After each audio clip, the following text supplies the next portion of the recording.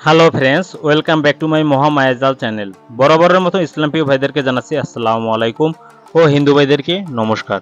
তো পৃথিবীর যে যেখান থেকে ভিডিওটি দেখছেন সবাইকে জানাচ্ছি আন্তরিক অভিনন্দন ও শুভেচ্ছা। ফ্রেন্ডস, থাম্বনেল দেখেই বুঝতে পারছেন আজকের ভিডিওটা কি। আপনি কি সব কাজেই ব্যর্থ, সব কাজেই অসফলতা, মানে তান্ত্রিক জগতের কথা বলছি।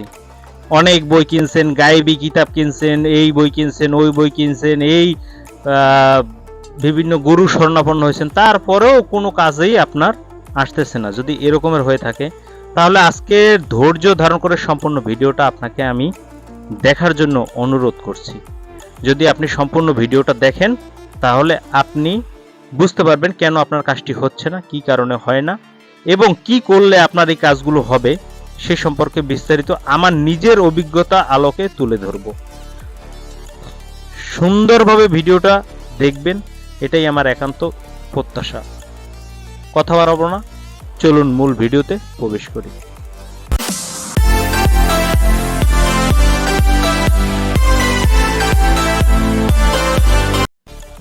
সো ফ্রেন্ডস, ফিরে আসলাম একটা ইন্টুর পরে। এখন কথা হচ্ছে কি, আমি যখন প্রথম এই কাজ জগতের কাজে নামি তখনও আমি বহু বই পুস্তক গায়েবী কিতাব হাজার হাজার টাকা নষ্ট করেছি। নিজের বাপের টাকা খরচ কইরা না খাইয়া জমাইয়া 60,000 টাকা দিয়েও বই কিনেছি,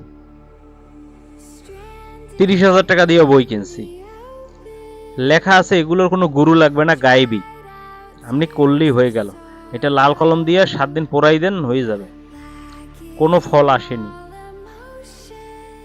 এরকম 1 বছর ভুগছি, শেষ পর্যন্ত সবকিছু কাঁচাই ফেলাই দিচ্ছি, এগুলো আমার দ্বারা হবে না। তারপরে আবার চিন্তা করলাম, বই পড়ার ফাঁকে ফাঁকে যখন আমি নবম শ্রেণীতে পড়ি তখন বইতে তো পড়তাম যে একবার না পারিলে দেখো শতবার। কি হয়েছে, সবারটা যদি হয় আমারটা কেন হবে না, আমাকে দেখতেই হবে। আমি আবার এর ভিতরে লেগে পড়লাম, কাজ হচ্ছে না। এরপরে আবারও কাজে লাগলাম, রেজাল্ট জিরো। কেন রেজাল্ট জিরো?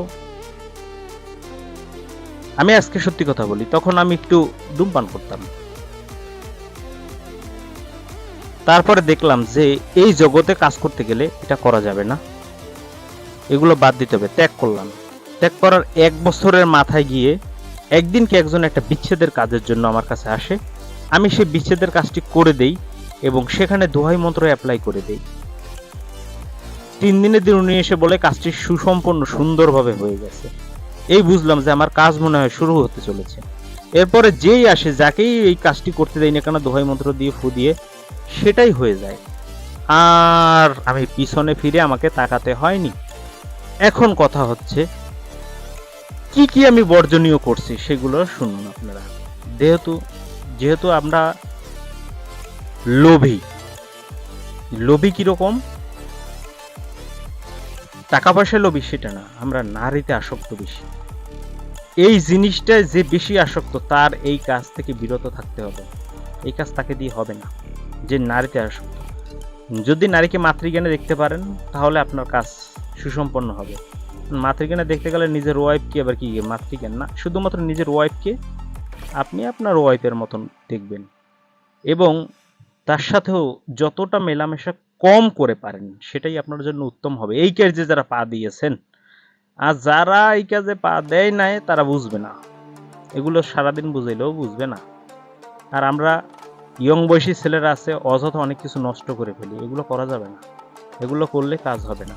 দ্বিতীয়ত, গুরু তো অনেক হয়, সদ্গুরু কয়জন হয়? তাই সদ্গুরুর সঠিক সান্নিধ্য আমরা পাই না, সেখান থেকে সঠিক বীজমন্ত্র আমরা পাই না। সেই সঠিক বীজমন্ত্র না পেলেও কিন্তু আপনি কাজ করতে পারবেন না। যখন আমি সদ্গুরু সন্ধান পাই, সঠিক বীজমন্ত্র পাই, তখন কিন্তু আমার এই কাজগুলো হওয়া শুরু করে। তারপরে দেখা গেল আপনি একটা তাবিজ লিখলেন, আমার যে গুরুদেব তিনি বললেন 2 টাকার কাগজ কলমে তুমি কত কিছুই না লিখলা, ও চলবে কিভাবে? ওকে চলানোর জন্য তো চাকাও দিতে হবে। মানে চাকাটা কি? ওকে জাগাতে তো হবে, সে জাগানো মন্ত্র তো আপনাকে শিখতে হবে, নাহলে আপনার কাজ করবে কিভাবে?